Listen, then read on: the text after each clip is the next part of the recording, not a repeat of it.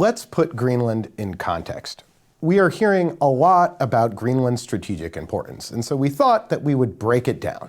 So let's turn to some slides to discuss Greenland's strategic importance. Now, does Greenland matter? The first reason why Greenland matters is because the Arctic is changing. Right now, in the Arctic Ocean, there's a lot of sea ice melt. This is from 1981 to 2010. You can see that in the Arctic, that it was really hard to traverse it. That there's no passageway through the Northwest Passage. There's no real way through the Northern Sea Route. The Arctic is iced in most of the year, and so it's not an attractive place for shipping and for commercial activity. But what we see is that the Arctic ice is melting. This is 2024. Suddenly there is room along Russia's coast and potentially along the Northwest Passage. Then when we turn to where we expect Arctic sea ice to go in 2050, we can see that the Arctic is much more navigable across the Arctic. While there's still some ice present, particularly in the north of Greenland, it becomes much more traversable for ships. So let's look at this. So this is superimposing where the ice was, where it is today, and where we expect it to be. So when we talk about shipping through the Arctic, there's a Northwest Passage. This route is pretty difficult to traverse. There's not many people up there. Search and rescue is very difficult, and there's still a lot of ice. So we're not seeing a lot of shipping there now. Then when we look at where we're starting to see shipping go through in the Arctic, it's really along Russia's coastline, around the Northern Sea Route or the Northeast Passage. And this is where we're starting to see increase in Chinese shipping. When we project ahead, what we see is that there's potentially a route simply over the North Pole, over the Arctic, but that would require significant sea ice melt to continue over the next few years. When we look ahead, what we can see is that there are real shipping routes that could be really attractive to especially the Chinese, but also to the US and to other European shipping companies. And the reason why is that when we look at a map of how long it takes to ship from goods from China to Northern Europe, to the ports in the UK and Rotterdam in the Netherlands, if you're going to go through the Suez Canal, the Straits of Malacca, there are choke points here. Choke point here, choke point here, off the coast of Djibouti, here's the Suez Canal, and even in Gibraltar. It's a long trip, it takes a while, so it's much shorter actually for Chinese goods if they're going to travel to Northern Europe to go through the Arctic. That is part of the reason why we're seeing an increase in Chinese commercial activity in the Arctic. The other thing that we hear about are the rare earths, the critical minerals that Greenland has major deposits of. And what we can see here is when we look at the top rare earth mines by ore grade, here's Greenland here. Well, they're in the top 15. They have one mine that has really considerable amounts of minerals.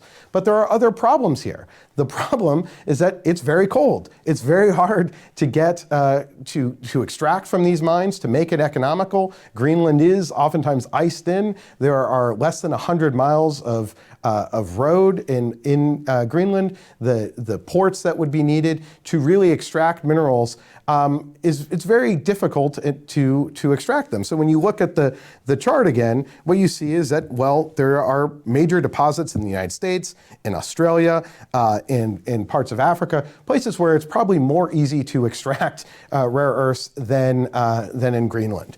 So then another reason that we might be interested in Greenland by people all over the world is just look at its size. That Greenland on the Mercator map, when you lay a map out flat, it looks enormous. It looks huge. It looks way bigger than the United States, but in fact, it is not. If we put Greenland in the right size perspective, what we see is it's still very large. It's roughly the size of around 20% of the United States. So it's like the East Coast. So very big, but not quite as big as we might think of it. So the other thing that we are hearing is that Greenland is critical to US national security, the security of NATO. So let's talk about security and the military issues that may arise from the fact that China and Russia are increasingly commercially engaged in the Arctic Ocean, where the Arctic is melting. We are seeing an uptick in Chinese and Russian activity in the Arctic. For China, what we're seeing is increased activity over by Alaska in the Pacific part of the Arctic, by the Bering Straits, where there's been joint naval activities. This is an Arctic military tracker that we do at CSIS that highlights reported activities of Chinese and Russian ships. There may be other clandestine activities that we're not totally aware of, but what we can tell from what is reported is that where China is mainly around Alaska. And then what we see from Russia is it's mainly along the Russian coastline and along the coastline of Norway and of the UK down here. What we're not really seeing is a lot of Chinese or Russian military activity along the coasts of Greenland. That's not to say that there is no activity. There are probably commercial activity, and some of the commercial activity involves intelligence activity. So it's not that they're completely ignoring Greenland, but what we're not seeing is lots of activity all along Greenland's coast that would then precipitate the need for sort of urgent action on the part of the United States and NATO. Historically, why the US has been interested in Greenland, especially during the Cold War, is because if we look at the map, and these are Russian ICBMs, is if Russia is going to launch its ICBMs and target where I'm standing right now in Washington, D.C., a lot of those ICBMs fly over Greenland. And that's why we have currently a space base there in Greenland that is active, that has 150 Americans that are currently present to monitor potential launches and to monitor space. And if there was going to be an ICBM launch against the United States, that we would be able to be aware of it. And so Greenland is critical for early warning. What we can also tell if we go to the map is that NATO has quite a significant presence in the Canadian Arctic. There's lots of early warning systems. There's Canadian bases, US bases, Arctic bases along in the north of Canada.